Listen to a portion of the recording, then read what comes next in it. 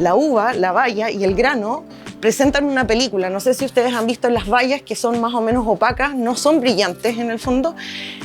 En la parte exterior, en la piel, se produce un aceite o una especie de cera que permite que estas sustancias químicas que se producen como productos de los incendios y de las combustiones de los materiales que se incendian se peguen en el fondo al grano de uva y produzcan en algunos casos el impacto de aromas a humo o de efectos asociados a humo. Dependiendo de la época del desarrollo de la planta, cuando ocurre el incendio dentro de la época de desarrollo de la planta es cuánta sensibilidad va a tener en el fondo la uva a tener mayor impacto o aromas asociados a humo. La época de mayor sensibilidad en el desarrollo de una planta, o sea, desde que empieza a brotar hasta que se cosecha, es la pinta. ¿El carácter ahumado de la fruta se traspasa a los vinos? Sí, se puede traspasar a los vinos. No necesariamente cuando ahora vamos al viñedo, quizás no vamos a sentir el aroma a humo, porque estos compuestos, estas sustancias químicas, están ligados con azúcar, ¿ya? Es como que estuvieran enlazados o con una esposa, en el fondo, atrapados por azúcares, y cuando están atrapados o esposados a azúcares, estos enlaces, este aroma no se va a sentir. Entonces, lo más importante es que cuando estas esposas se sueltan, se libera el aroma, se hace volátil y ahí uno lo siente. ¿Por qué se sueltan durante la etapa de molienda y vinificación? Es por los procesos de contacto de la piel con el jugo, con el vino, y el mismo proceso de vinificación va a soltar o va a desesposar estos enlaces y se van a hacer perceptibles por el olfato humano.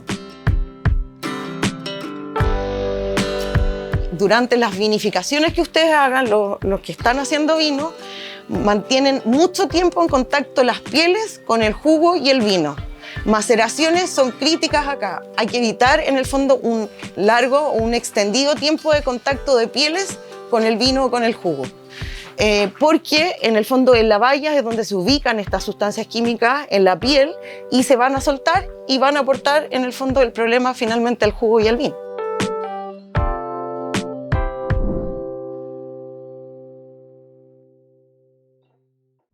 Durante el incendio, durante la presencia de humo, es restablecer infraestructuras de riego, dependiendo del tipo de riego, lo más pronto posible para darle vigor a las plantas y que las plantas puedan soportar también las altas temperaturas que existen en ese momento.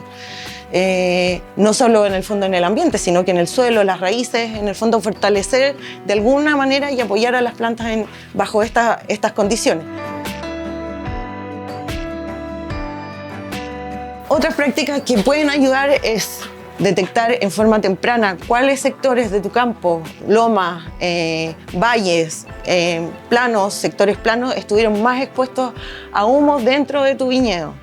Yo sé que acá dicen, todo estuvo expuesto a humo, pero puede ser que en el fondo el viento haya corrido hacia una parte de tu campo y que ese lugar esté mucho más expuesto. Identificar, probar, separar cuarteles y definir cuáles son los sectores de mayor riesgo o de mayor exposición y separarlo de los sectores con menor exposición y tratar de vinificar y de procesar esa uva en forma separada.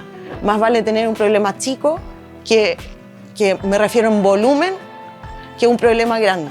Porque si tú cosechas todo junto, vas a tener el mismo problema en todo. Acá yo sé que la mayoría, si no todos, cosechan manualmente y esas son las condiciones ideales para esto. En otras partes del mundo la mayoría de la cosecha es mecánica y por eso se recomienda que en el caso de haber incendios se coseche manualmente porque hay un menor rompimiento de los granos de uva y eso va a evitar las maceraciones tempranas y el contacto de la piel con el jugo y que esas sustancias se traspasen en el fondo al jugo y finalmente al vino. En algunos países o en algunos lugares lo que hacen, y que acá quizás no es posible, es deshojar un día antes de la cosecha. y eliminar todas las hojas. Como les dije, las hojas presentan la mayor cantidad de sustancias químicas. La hoja presente en la maceración, en el jugo, en el vino, en la vinificación, va a aumentar el contacto de sustancias químicas con el jugo y va a aumentar el impacto de humo en la uva y finalmente en el vino. Si ustedes tienen una bomba a espalda, sin pesticidas, por supuesto herbicidas, sin ningún producto que le puedan rociar agua a los racimos antes de cosecharlos, sería ideal, porque eso lava la uva y te va a eliminar de cierta forma la presencia de sustancias químicas en la baya, en la piel. Durante la cosecha, lo que primero se recomienda es hacer todos los procesos lo más frescos posible. Si cosecha, cosecha temprano, no a las 3 de la tarde. O sea, que la uva tenga, o al menos cosechar cuando hay menos de 10 grados. La idea de todos los procesos es que sean en forma fría, porque procesos con temperaturas altas también aumentan la probabilidad de que estas sustancias químicas se traspasen y se rompan estos enlaces y haya efecto de humo. Procesar la uva en racimo completo en uva blanca, ¿ya? Porque eso va a disminuir el rompimiento de los granos de uva. Se prensa la uva, se procesa en la molienda, existe el proceso de prensado, ¿no es cierto?